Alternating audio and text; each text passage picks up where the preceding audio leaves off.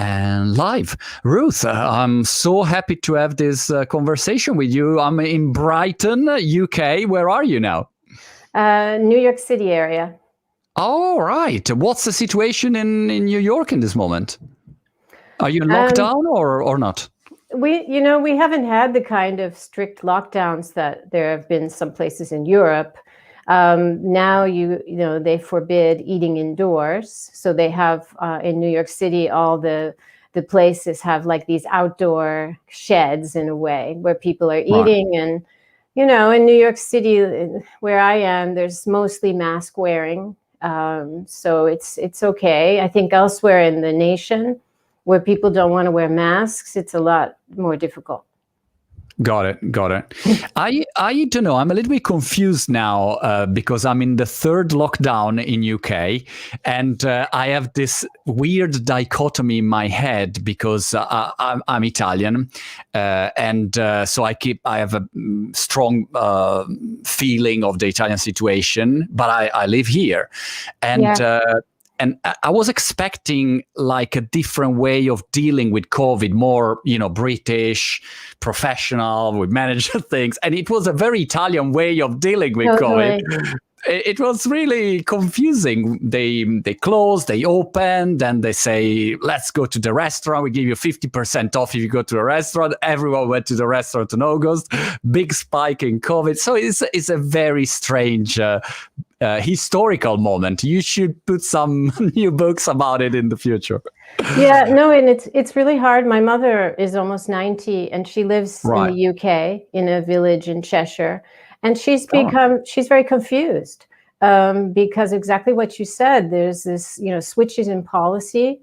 And then, 1 minute you can go out to have a coffee and the other you can't. And I think for older people who are isolated, it's also it's demoralizing to have this confusion and the feeling the government is not really competent as you might want. The feeling is that maybe an idea for your next book could be after the strong man, the weak man, and try to see all the weakest leaders in the history. Because also, I think I'm passionate about the way people communicate or leaders communicate. And I find it really weird that one day maybe Boris Johnson, but it happens also in other countries, they just talk and say, we heard that maybe this variant of the virus is 30% worse than the other one. And I mean, you can't just say like that. I mean, you need to have a good plan and prepare population. Otherwise there is panic. And so I don't know. This is a very weird historical moment, this one. It is, and one of the lessons is how important leaders are, not just in the way they interact with people, but the culture of leadership that they foster. So when you have somebody who is very, as you say in Italian, alla mano, and maybe isn't as disciplined as a speaker, but it also causes over the long run, when you get to more extreme personalities like Donald Trump we have here, it causes a kind of deprofessionalization because there's a politics of spectacle where the better you are at dealing with the media, and I talk about this in my book a lot, the better you might be received by some, but the value of politics and the value of professionalism and competence goes down. And that's, of course, when it's bad for a country. Don't you think that the problem is that in this historical moment, it's very easy to have a strong man showing up and say, look, I got this. You vote for me. I will solve everything. Give me the power. I'm going to do this. And people will say, all right, look, I give you everything. Just take me out of this lockdown and solve the situation. And that's it, Do you think there will be a spike of strong men in this historical moment around the world? Well, we've already seen how COVID allowed people already in power, like Putin in Russia and Orban in Hungary, to kind of complete their, capture. There's a lot of resistance you see in Russia right now, but Orban now rules by decree. So, but what I wanted to do in this book is to look at the if there are patterns in when these kind of rulers find favor. And one of them is after a society has been through a lot of change, which makes some people happy and other people angry and anxious. So, for example, the patterns are starting with Italy, which, came out of World War I, so a lot of chaos, but a lot of emancipation, either for workers' rights or gender emancipation. Think about like after the war, women got more rights, were able to work. And then racial emancipation. So in the United States with, Barack Obama in power for 8 years. And this was never supposed to happen for some Americans. Yeah. So it creates an appetite for somebody who can kind of turn the clock back and also just have a law and order governance, although, mostly it turns out to be kind of lawless, which is the lesson of a lot of these leaders. They take your rights away in the name of restoring order. Yeah, that's a good point. I think Snowden once said about the privacy issue that the strategy is always the same, and the government come to you and say, give me your freedom in exchange of your safety, and so give me all of your data, and that's the price you pay to be, safe. No terrorism. We'll take care of everything. But in the meantime, you gave everything you got, so there is not a good exchange. But Italy, it's crazy how Italy is really good in many things, also in launching some authoritarian regimes, Like there was a comedian then who became then a politician, Beppe Grillo. I don't know if, and Grillo had this joke all the time that Italy was a virus, and we were a virus for the rest of the world, in a good way or in a bad way. We have exported mafia, and we have exported, the Mussolini approach and so on. Is it like that? Or it's just a coincidence? No, Italy's been a laboratory for politically, and for also for good things too, for civil society. Because one of the things we learn, in history, where these authoritarians, they want to break the horizontal bonds we have to each other, family networks. So they make people inform on their families. And this is when you have real dictatorships in the past. And so Italy's been a laboratory, very important, and it doesn't actually get factored in enough. Italy is not, I've started as a historian of Italian fascism, and I have a lot on Italy and Berlusconi and Mussolini, also Beppe Grillo's in there, it's in Salvini. It's very important to give it its credit, both in the way that pioneering fascism, and then with Berlusconi, the center-right, and also populist reactions, such as that of Beppe Grillo. And I've been talking about this in America a lot, because when Berlusconi was voted out in 2006, and the center-left came in, and Berlusconi had many corruption trials and charges, and the center-left didn't really want to make that their priority, because people in the States are debating about what to do about Trump's corruption. How strong should the government push back? And they didn't really do much, because they wanted to turn the page and move ahead. And this is partly when Beppe Grillo, who had a blog, he started channeling this populist anger at all establishment, politicians. And he had, excuse my language, but it's his language, the fuck you day. Where he had, hundreds of thousands of people demonstrated. So I've been talking about this because if we don't do anything when a very corrupt person is breaking all the rules, there's a price to pay for that. So Italy has a lot of lessons if Americans and others will listen. And so that's why I've been writing so much about it. Absolutely. No, it's also interesting. I think that it's not so easy to understand a country like Italy if you don't really, deeply live inside the culture. It's a completely different world. Totally. 8 years, 9 years I live in UK, and Italy is really a bubble, an echo chamber, and it's really a war, completely different. Obviously, every country is like that, but Italy is weird. For instance, Grillo, he did the Waffa Day, but he was a comedian, so his approach has always been very provocative and humor. So it was completely different. If something like that would have happened in UK, it would have been a completely different thing. So it's incredible how to understand a country, you really have to go deep into the culture of the country. And when did you start to study Italy? And why Italy, by the way? So I grew up in a place in California, and I have no Italian connection family, but I grew up in a place in California where a lot of anti-Nazi exiles lived. So I got interested early on, and in fact, I was going to focus on Germany. And then I went to graduate school, and somebody said, "Why don't you do Italy? It lasted twice as long as Nazism. And, if you want to look at intellectuals and culture and propaganda, there's Mussolini was pioneer." So I started that, and then I moved to Italy, and I've spent many years there.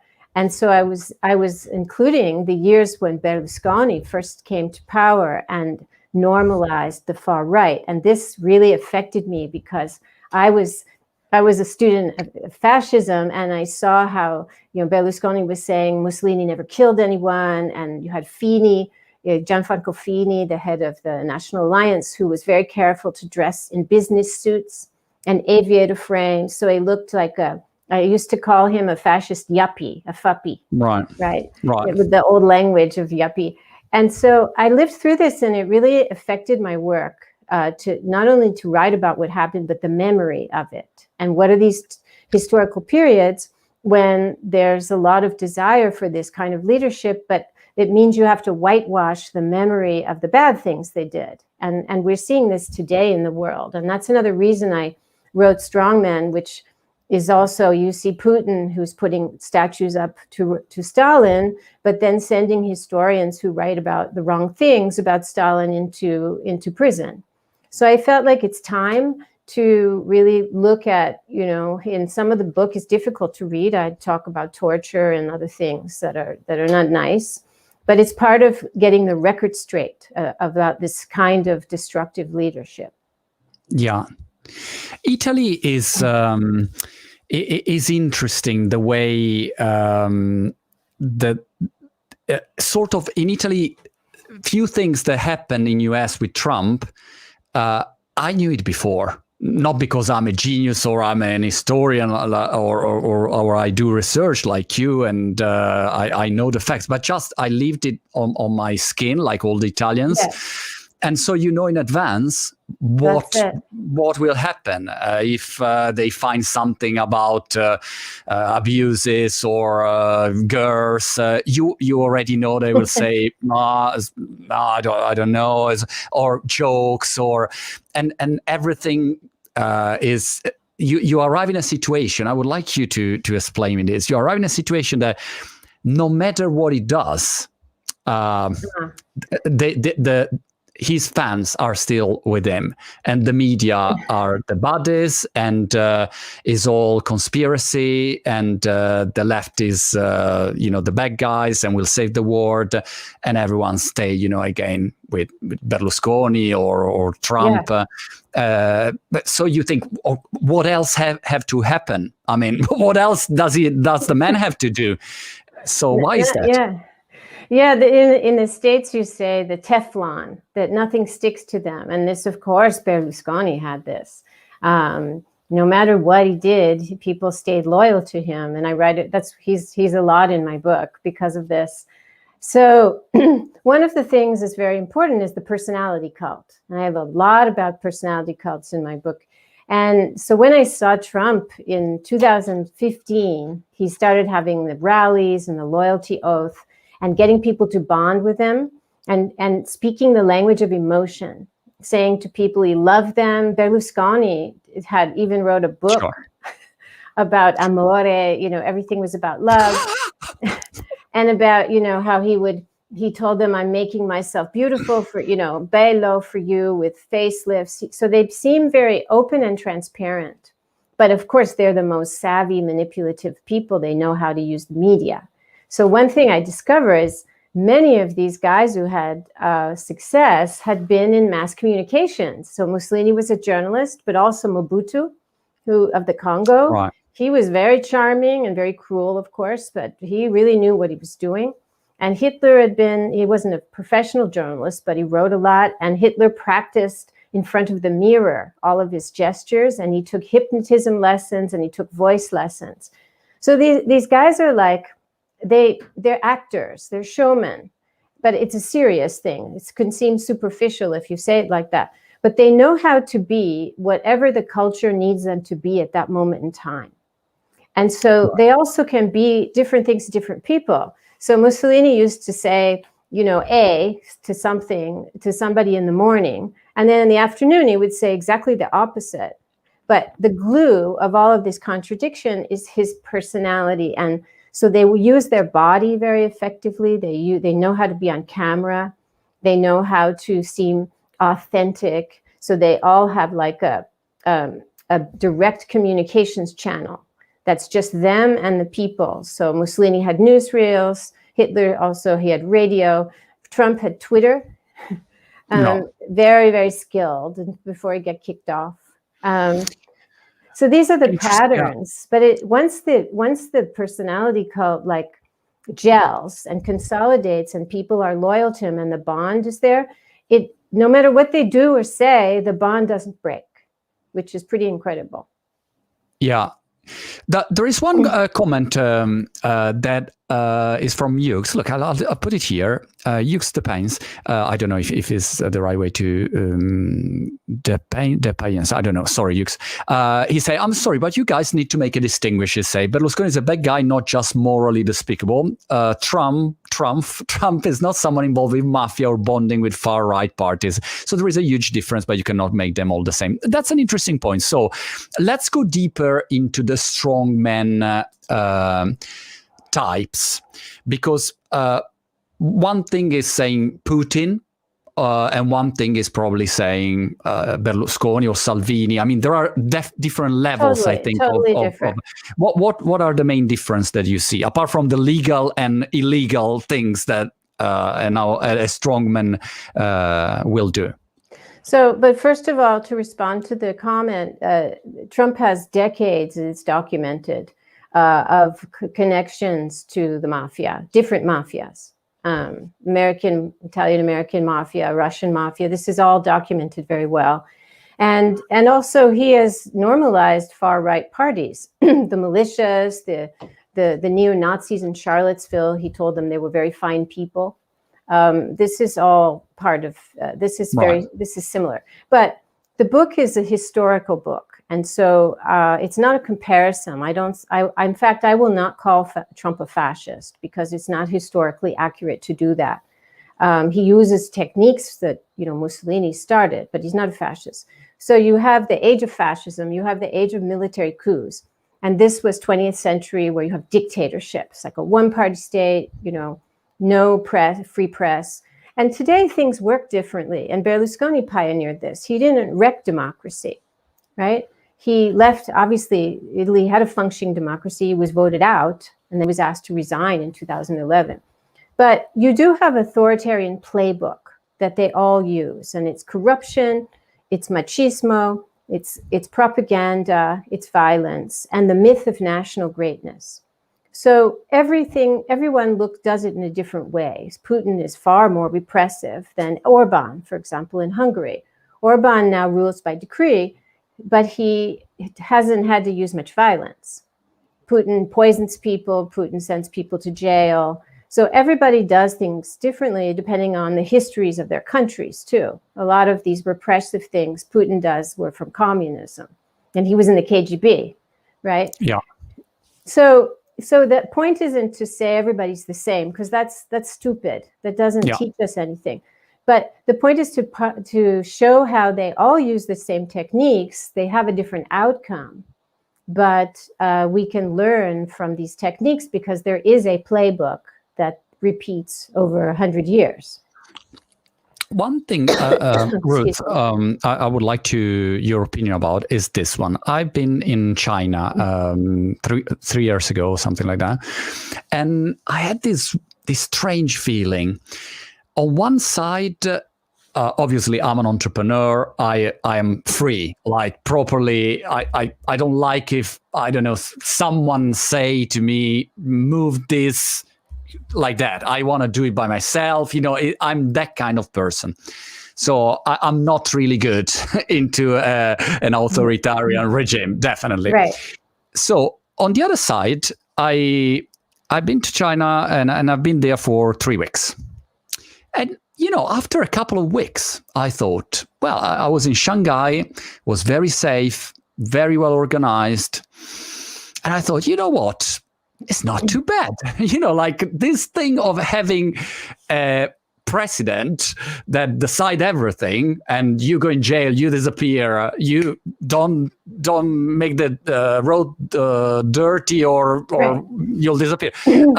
Is functioning, is very efficient, And after a while that you live there, it become very normal. And you think, all right, this is good, it's working good.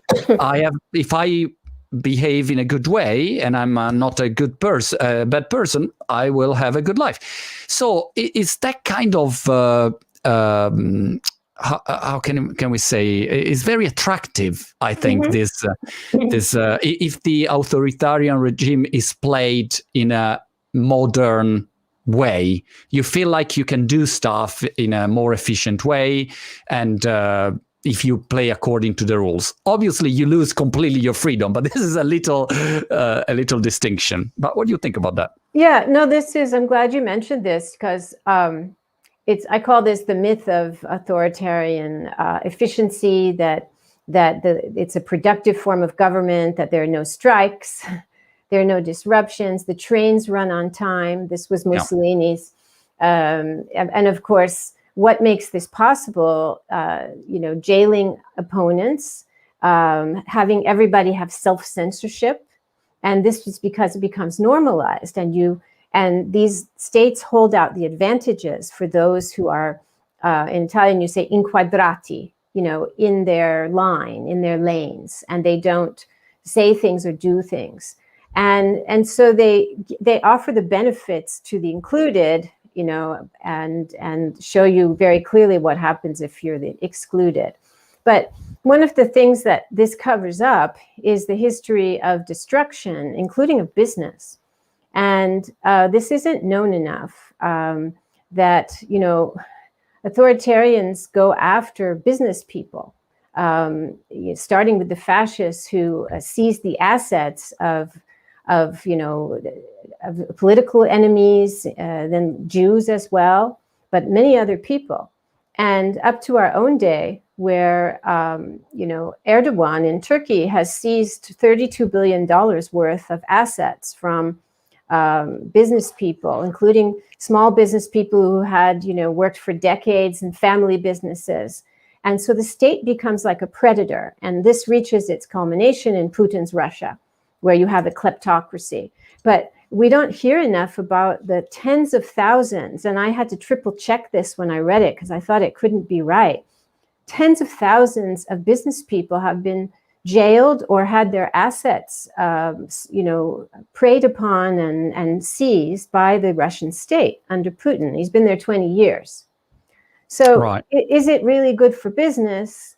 Or once it becomes too corrupt and then everything gets siphoned into the leader's own also personal wealth, in the end, I argue it's not at all good for business.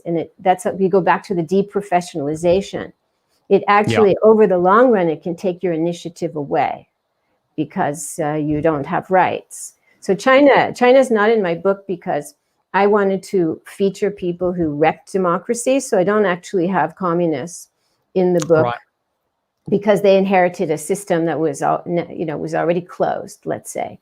But China is a great example of this problem that you pose. This is the central problem of freedom. You make profit and you have curbs on your freedom. Is this something that is worth it for you? Absolutely. It's the same argument about privacy that it's good, you give up everything, you're safe. Yeah, but you gave up everything, your life, your privacy. You don't have anything anymore, anything left. So it's incredible. By the way, Jack Ma, he's one of the most important entrepreneurs. He's missing. Yeah, he was missing, then he reappeared with the video. Yeah. But the crazy thing, Ruth, in my opinion, is that if tomorrow Jack Ma disappear, people will say, all right, he's in China. It disappeared. He spoke badly against the president, maybe, and that's it. And this is crazy. It can't happen. So, but no, and there are many Jack Ma's. This is the thing. He's too famous for us not to hear about him. If he goes missing, people notice. But there are many Jack Ma's who. So that's another thing we didn't even mention. It's not just I was focusing on the businesses, but people disappear and then they may come back, but they've had their warning. And China is a police state, and they all are police states, and so. This is another side, and I think there's another story to tell about this all this myth of authoritarian efficiency. I have a sentence in Strongman about Pinochet, which was a U.S.-backed Chilean dictatorship, which was supposed to be profitable, and it was for the elites and for the U.S. Multinational corporations. But I say there was less petty crime under Pinochet, but more crime of the type that scarred you forever, that started with secret police breaking down your door. So, you may not have this purse snatchings and there's less trash, everything looks beautiful. And in fact, Pinochet built something called Sanhattan, which was a neighborhood in Santiago of glass skyscrapers that was like playing on Manhattan. And everyone said, oh, how beautiful, look, Pinochet doing such good things. But then the secret police are torturing people. So yeah, absolutely. I think that probably it's also how connected the authoritarian playbook efficiency is with a lack of education. And I always wonder if you are educated and you know about how communication works, and you don't decide only based on emotions, but based on facts, and you have a logical evaluation. Does it help, or the playbook works in any case? No, it's fundamental. So we already talked about the personality cult. So you bond to the leader, and you believe that whatever he says is right. And of course, the fascist slogan was Mussolini ha sempre ragione. Mussolini's always right. And there's some version of this in most of these states. But you also have to really, I have a line in the book called "Strongmen disappear people, but they also disappear fields of knowledge and information."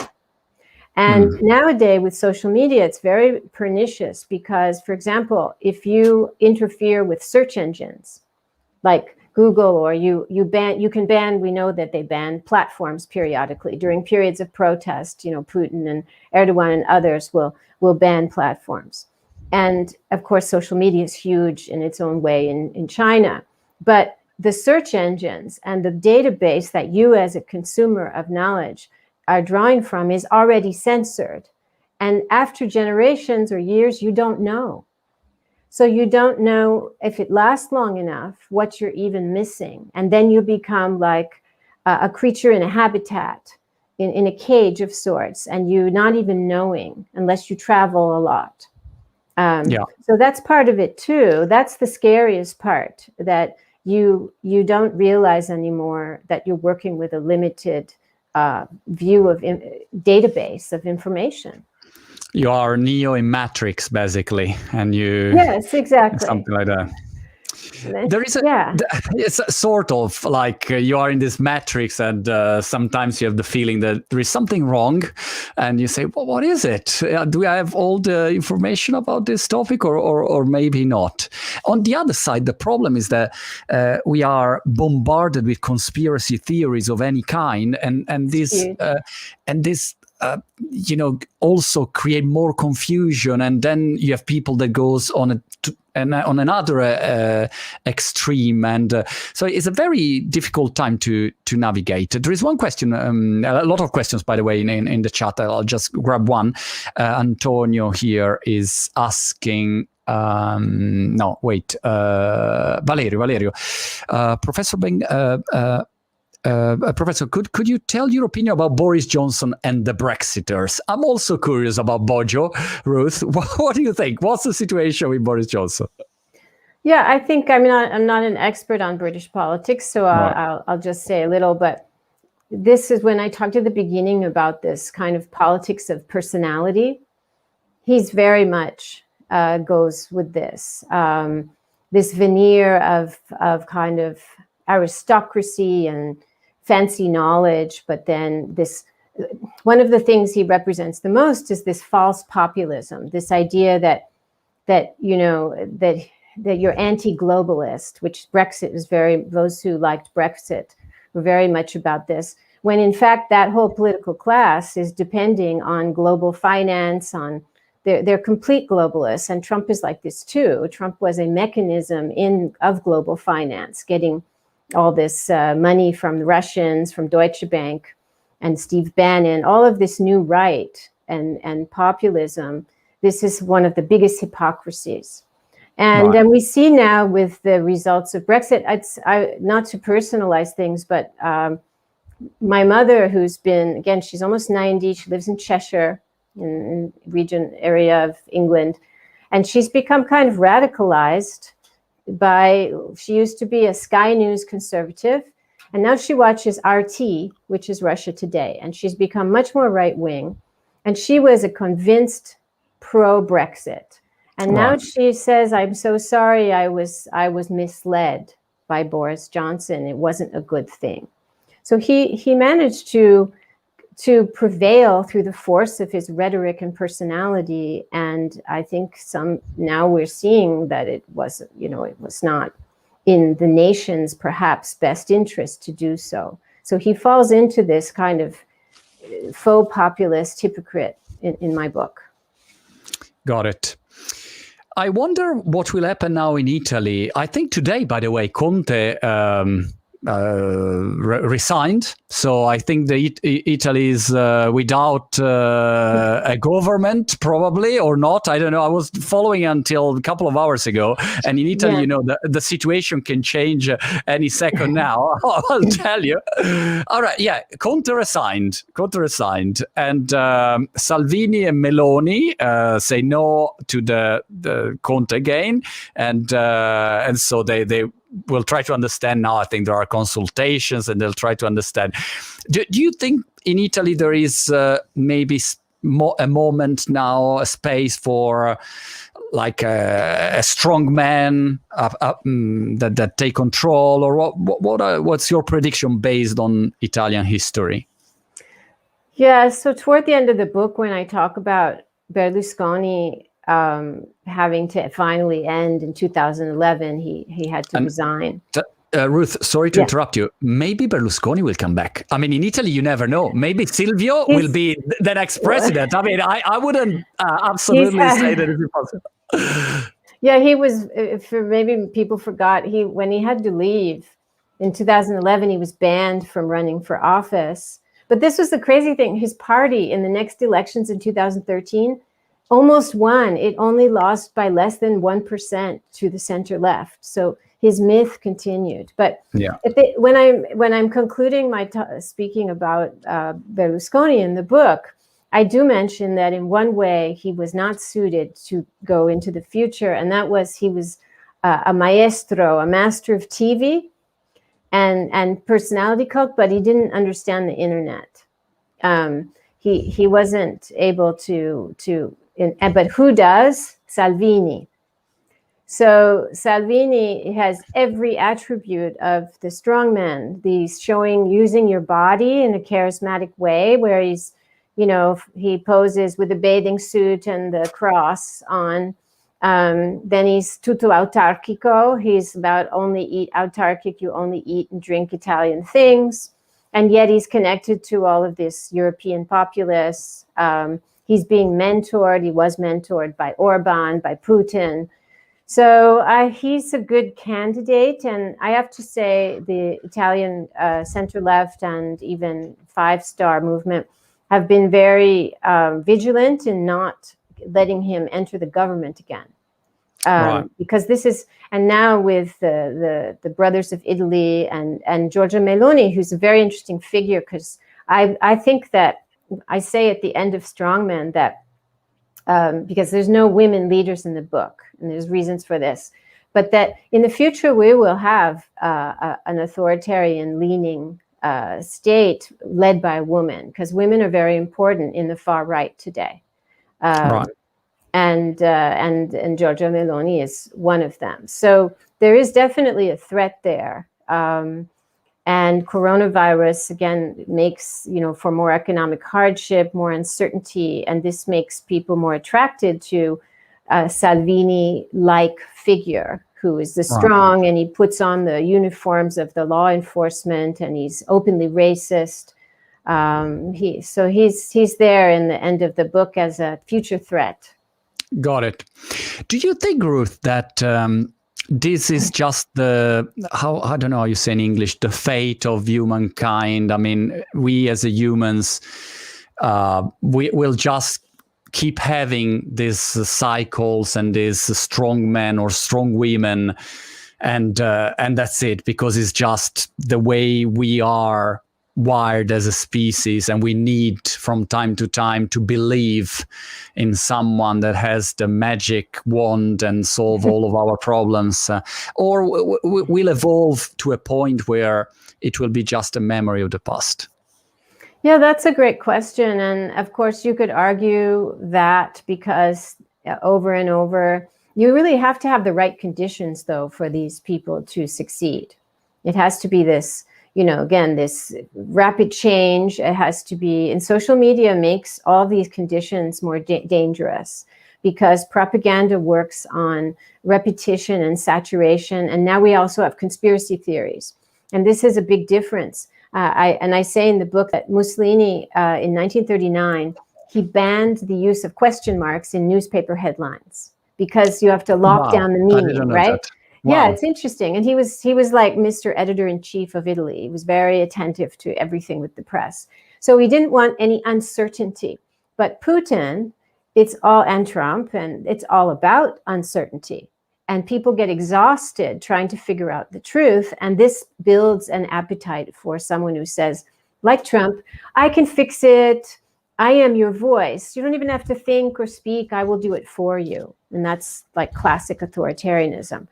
So there is that. But I also, I have a chapter on resistance. And this really, it was like a total relief to be able to write this chapter after writing all the other bad stuff. And so these people don't last. Inevitably, they don't end well. Some of them had to go into exile, they get killed, or they kill themselves. And maybe this less likely today they would get voted out.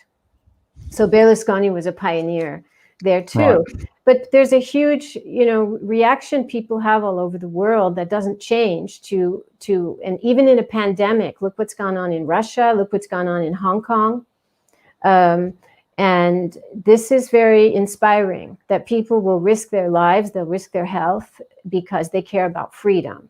So it's both, right? And this is the eternal dynamic in politics between people who will do anything to defend freedom and people who will do anything to take your freedom away. Reading the chat, I understand that in 2021, there are still a lot of Italians that would vote Berlusconi. And also knowing a bit, my fellow Italians, I know that still there is a way of thinking about strongmen, and Berlusconi in this case, that probably goes like that. All right, I know that he did all the things, bunga bunga and whatever. I mean, I know that he's really not a person that I could give I could leave my daughter with, or I could leave my house kids. But he's funny. He knows how to do things, and better than someone else. I think there is a lot of this way of thinking when you when you talk with people about strongmen, and I don't know why deeply. What's the deepest reason of this? And I don't know if you found some facts about it in your book. Yeah. Well, they're entertainers, and they make politics exciting, especially in the case of Berlusconi, where he didn't wreck him. It's not like Putin; he's not poisoning people. And you have this with Trump, and so it's been really interesting. Where there's been a discourse now about Biden might be boring. Well, my personal opinion, it's very good to be boring because you're not creating scandals every moment. You're not having, sleeping with underage women. You're not, all of this. And you're not creating a scandal to distract from your corruption.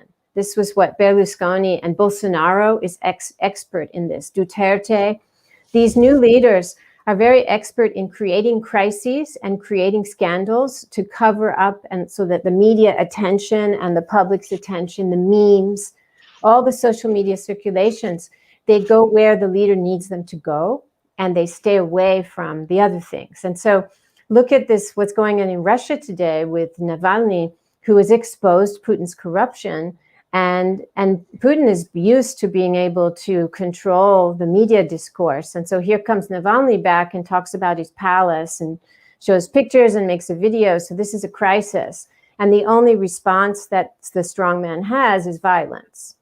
And this is what Putin does. So in fact, there was a person, Boris Nemtsov, before Navalny, who was also exposing his corruption. And he even testified to the U.S. Government about Putin's corruption, and he was killed. In 2015, he was killed. Is there a vaccine to strongmen in the history, or not? I think education, civic education, civic bonds, and Italians are very, very strong in this. Knowing how much we depend on each other, and family discussions and community discussions.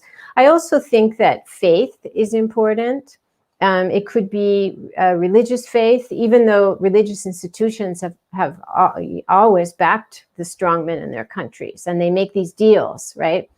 And this is kind of an irony because it started with Mussolini, who was the most unpious, church-hating person, and yet he made peace with the Vatican, up through Trump, who is the most profane individual, and yet he is acclaimed as ruling by divine benediction by the evangelical Christians.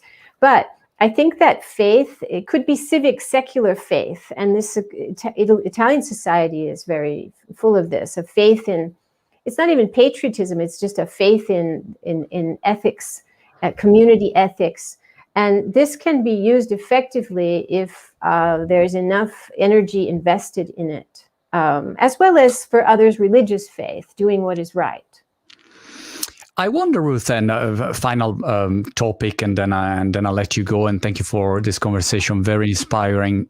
I wonder if in the future, the way of creating strongmen will radically change, and we'll have strongmen starting from social media influencers that gather together millions of followers, and then without any political background, any real preparation, they will just say, let's go, let's do it. Give me your vote. I'm gonna do it because I'm good, and that's it. I mean, it's like saying Conor McGregor, the MMA fighter, if he's going to run for politics in Ireland, he will get a lot of votes. It doesn't matter if he knows anything about politics or not. Just to give a fictional example. So, what do you think? Is this something that maybe will happen? Well, that's going to keep me up at night. Thank you. Right. It's true that this is where we could be going, because already you've seen that people like Trump and Berlusconi in his day, they need the ecosystem of the media to emerge as personalities. And Salvini, who's very good. Remember Salvini had a picture with his girlfriend on Instagram in bed. Right. So that there's the illusion of, we have now, like influencers, it's all about their personal lives being public. There is no private. And so this is very appealing in politics too.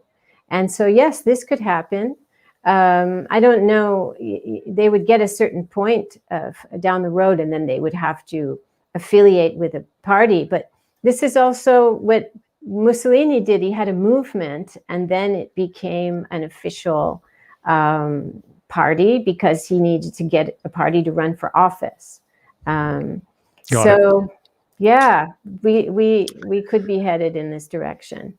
Let's see, and let's see also with Biden in US what will happen. I mean, I have a positive feedback around that I perceive. Like everyone that I'm talking with, the feeling is like, all right, there is an end of the Trump era. Let's go to a more I don't know how to say a more moderate way of a conversation, a more professional, educated way of discussing topics, something like that. I don't know if in the US there is a similar feeling. There's this feeling of hope. And I also think that, over 70 million people voted for Trump, which is very Berlusconian and very depressing. But some of those people, some are like hardcore Trump forever, and there's nothing you can do right now about them. But I do think there were people I call situational voters who maybe didn't love Trump. He's not their God, but they were under the influence of propaganda that told them that if Biden comes in, there will be socialist apocalypse. This is the phrase.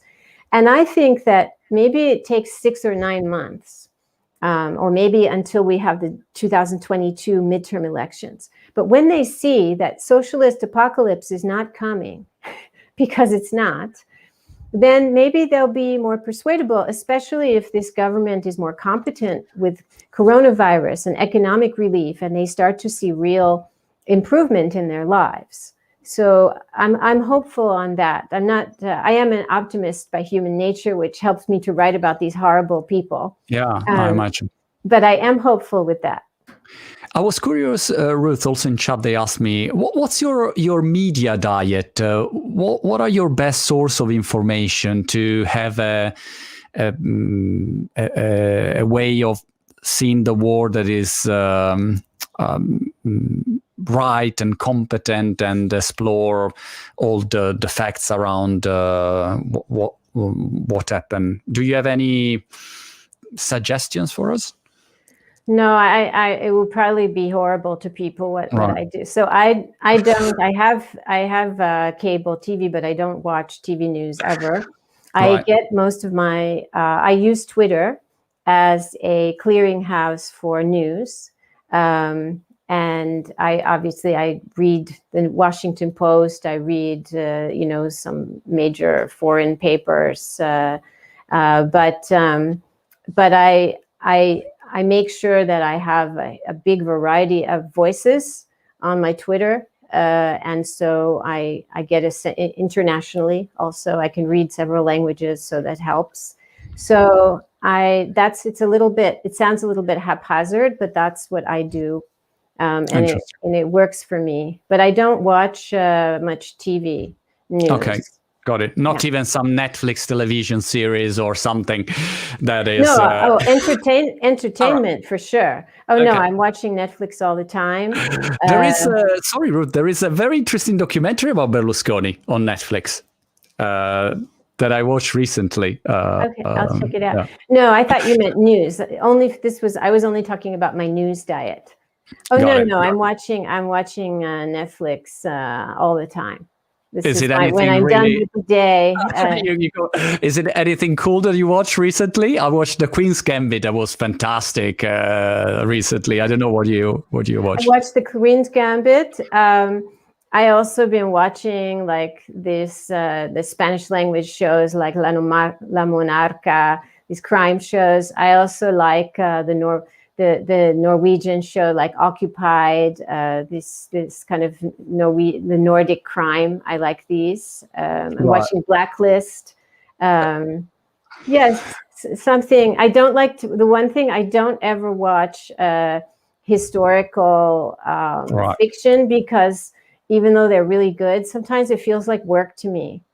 Right. And I work enough, and so when it's finally time to watch something, I don't want it to have anything to do with my No work. more history. No more history. No, when no, it's basta, entertainment basta. time. Basta, Yes. basta. Ruth, thank you very much. Strongman, your new book. I really wish you good luck. It sounds fantastic, and I invite everyone to go buy it. And let's keep in touch. I hope to meet you soon as this COVID craziness will end. Thank you Thanks so much, Ruth. much. I'll see you Okay. soon. Bye. Bye.